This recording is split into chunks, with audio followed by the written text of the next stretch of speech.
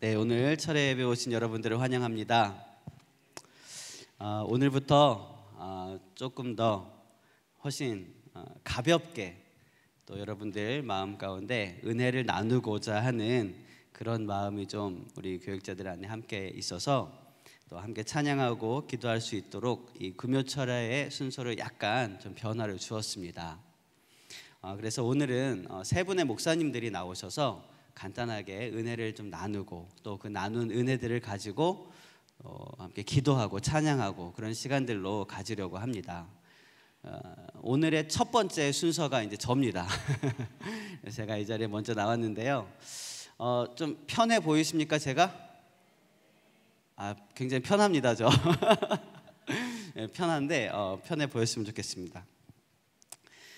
저는 이 앞니빨 4개가 가짜입니다. 이빨 때문에 굉장히 고생을 많이 했어요. 태어날 때부터 이를 갈면서부터 부정교합이라서 이렇게 발음도 잘 안 되고 막 굉장히 힘들어가지고 참 여러 가지 공사를 하다가 고등학교 3학년 때 하라는 공부는 안 하고 농구를 하다가 팔꿈치에 맞아서 앞니빨이 부러져 버렸어요. 그 다음부터 이제 이빨 치료를 시작을 하는데 정말 여러 가지 치료를 다 하고 교정도 하고 그러다가 끝내는 이 몽창 이렇게 뽑아버리고 4개가 딱 붙어 있는 상태의 브릿지를 갖다 끼워 넣었습니다. 그런데 제가 이 교정을 하는 중에 이런 일이 있었습니다. 교정을 하는 중에 좋은 기회가 되어서 내시경을 받아야 하는 그런 때가 되었습니다. 내시경 아시죠? 위 내시경을 받아야 되는데요. 병원에 가보니까 내시경을 받으려면 교정한 사람들이 내시경을 받으려면 수면 마취를 하면 안 된대요. 왜냐하면 이 마취된 상태에서 나도 모르게 막 이렇게 움직이면 간호사들이 막 붙잡고 그러다가 이 교정한 부분이 막 찔려가지고 막 다친대요. 모르겠어요. 요즘은 모르겠지만 그때는 그랬습니다. 그래서 일반 내시경을 했습니다. 여러분 일반 내시경 해보셨습니까? 네, 해보신 분도 있고 안 해보신 분도 있지만 해보신 분들은 제 말을 잘 이해할 겁니다. 죽는 줄 알았습니다. 처음에 볼 때는 요만해요. 호수가 이 목구멍으로 들어가는 호수가 굉장히 이게 얇았습니다. 부드럽고 시커멓긴 한데 근데 이게 목구멍으로 들어가면서 제 몸에 체감하는 거는요 이만한 그 에어컨 실외기로 나가는 그런 호수 있죠. 그게 제 목으로 들어오는 거예요. 어찌나 불편하고 막 거북하고 배는 빵빵해지고 무슨 가스 같은 걸 이렇게 넣었던 것 같아요. 잘 보이게 하려고. 그리고 뭐 목구멍은 이상한 냄새 나는 약을 먹여놓고 막 그거를 온몸으로 다 체험을 하는 겁니다. 그러고는 이만한 그 호스가 목구멍으로 들어갑니다. 여기까지 들어갔는데 막 구역질이 나와가지고 막 이렇게 빼내고 싶어요. 막 한번 구역질을 시작하면 걷잡을 수 없을 것 같아서 이게 빼내면 어떻게 해야 돼요? 다시 처음부터 해야 되죠. 다시 처음부터. 그래서 꾹꾹 참고 있는데 의사 선생님이 그럽니다. 꿀꺽꿀꺽 삼키세요. 여러분 지금 당장 한번 침을 3번만 삼켜보세요. 2번째부터 잘 안 되죠. 이런 느낌이 계속 있는 상태인데 계속 삼키래요. 너무 힘들었어요. 그러고는 이게 그 호수 안에 카메라도 있고 뭐 이제 급하면 금방 시술할 수 있는 그런 기계들도 있는 모양이에요. 뱃속에 들어가서 이게 찡찡 하면서 막 이렇게 움직이고 찢고 막 그런 게 막 다 느껴지는 거예요. 한 2시간 정도를 제가 그러고 있었던 것 같아요. 와 이제 뺍니다 그러더니 막 이렇게 이미 전 눈물 콧물 막 침 막 줄줄 흘리면서 이러고 있다가 이제 뺍니다 그러고 다 빼고 나서 정신 딱 차리고 보니까 5분이 지나갔습니다. 마치 2시간과 같았던 그런 내시경 일반 내시경을 해봤어요. 그리고 그 다음부터 기회가 되면 무슨 일이 있어도 저는 수면 내시경을 고수하고 있습니다. 2번은 못 하겠더라고요.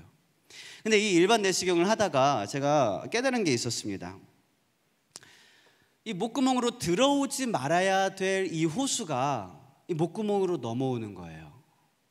그러면 우리는 굉장히 막 구역질도 나고요. 굉장한 거부감을 가지게 됩니다.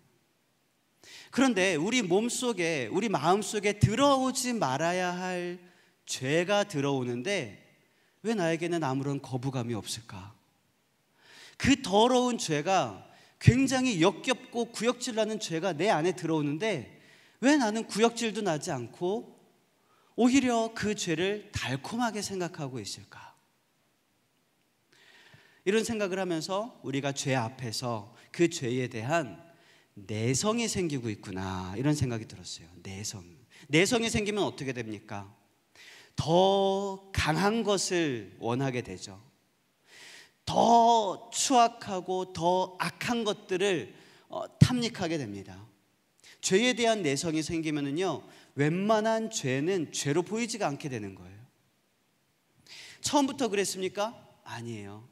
처음에 우리는요, 가벼운 죄 하나를 짓기 위해서도 얼마나 큰 용기가 필요했는지 몰라요. 얼마나 많은 고민을 했는지 몰라요.